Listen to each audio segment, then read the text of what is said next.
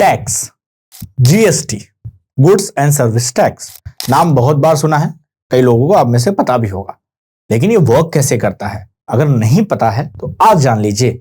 आप किस एज के हैं यहाँ पे फर्क नहीं पड़ता, फर्क ये पड़ता है कि कंटेंट जो है वो किसी भी एज के लिए सुटेबल होता है।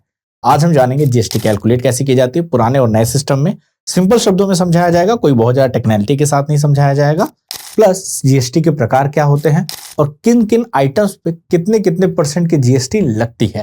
तो बिना किसी देरी के वीडियो शुरू करते हैं।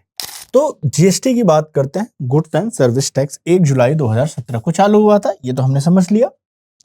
अब गुड्स क्या होता है, जिसको आप देख या छू सके, और सर्विसेज जिसको छुआ नहीं जा सकता बट महसूस किया जाता है, जैसे किसी भी तरह की मैं पढ़ा रहा हूं, ये आपके लिए सर्विस ही है, ठीक है। और टैक्स वो है जो हमें गवर्नमेंट को पे करना पड़ता है। अभी बजट आया था तो टैक्स पे काफी बवाल था। 2 तरह के टैक्स होते हैं, डायरेक्ट टैक्स और इनडायरेक्ट टैक्स, ये आप सभी को पता है। देखिए मैं बड़ी सिंपल लैंग्वेज में यहाँ समझाऊंगा, मैं जीएसटी को बहुत वेल एक्सप्लेन यहाँ नहीं करने वाला जैसे कि कॉम्प्लिकेटेड टर्म में। एक सिंपल क्या होता है ये समझने की जरूरत है।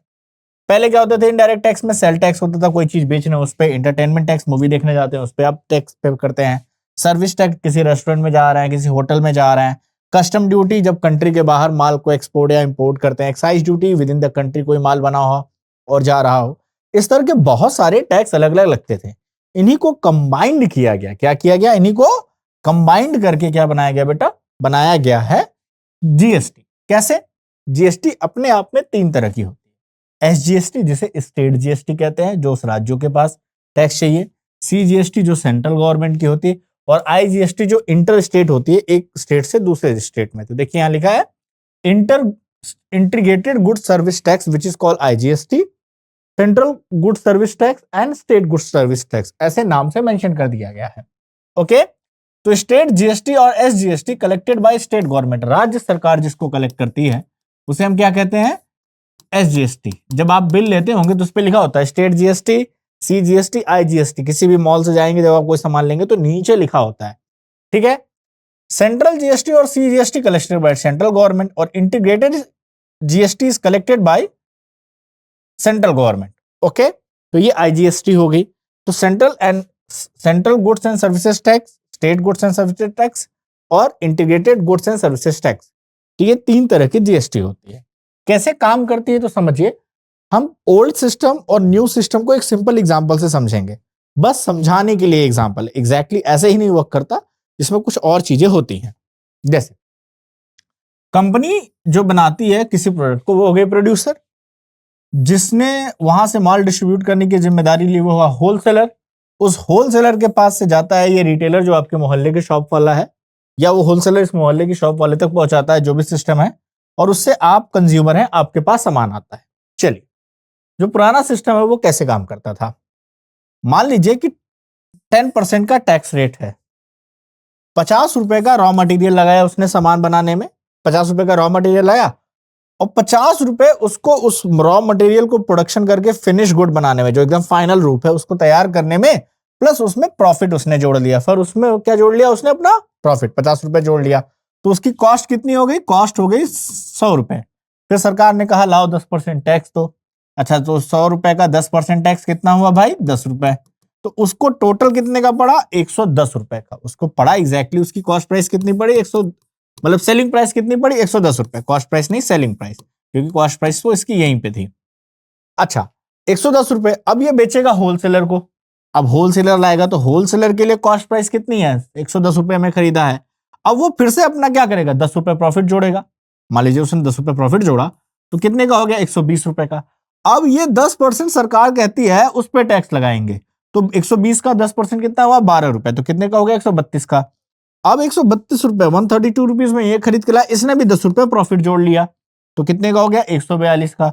और 142 का 10% कितना हो गया, 14.2, 14.2, कितने का पड़ा, 156 रुपए 2 पैसे का।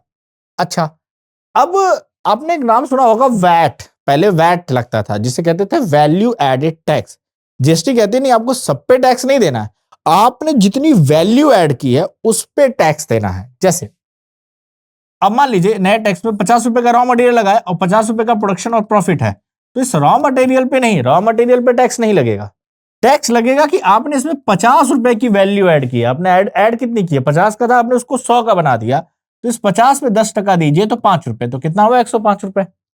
अब ये 105 पे भाई फिर से होलसेलर 10 रुपए अपना प्रॉफिट रखा, तो उतने उसने कितने की वैल्यू ऐड की, 10 रुपीज की, होलसेलर ने इतने ही की, तो 10 रुपए का 10% कितना हुआ 1 रुपया, 116 रुपए। अब फिर जो रिटेलर है वो 10 रुपए का प्रॉफिट ले रहा है, तो कह रहा है अच्छा ठीक है, तो तुमने 10 रुपए की वैल्यू ऐड की तो तुम भी उसका 1% 10% दो, तो 1 रुपया। अब पड़ा 127 रुपए। याद रखिएगा कि इसमें इनपुट टैक्स क्रेडिट एक सिस्टम होता है जो मैंने एक्सप्लेन यहां नहीं किया, क्योंकि मैं एक सिंपल लैंग्वेज में आपको बस समझाना चाहता हूं कि ये पुराने सिस्टम से नया सिस्टम थोड़ा सा अलग है और थोड़ा सा फायदेमंद है। बाकी इसमें कुछ कंज्यूमर्स को, रिटेलर्स, होलसेलर, प्रोड्यूसर्स को कुछ वापस भी होता है, तो वो एक अलग कैलकुलेशन है। जब आप उस सब्जेक्ट को डिटेल में पढ़ना चाहते हैं उसके लिए वो कैलकुलेशन आपके लिए है।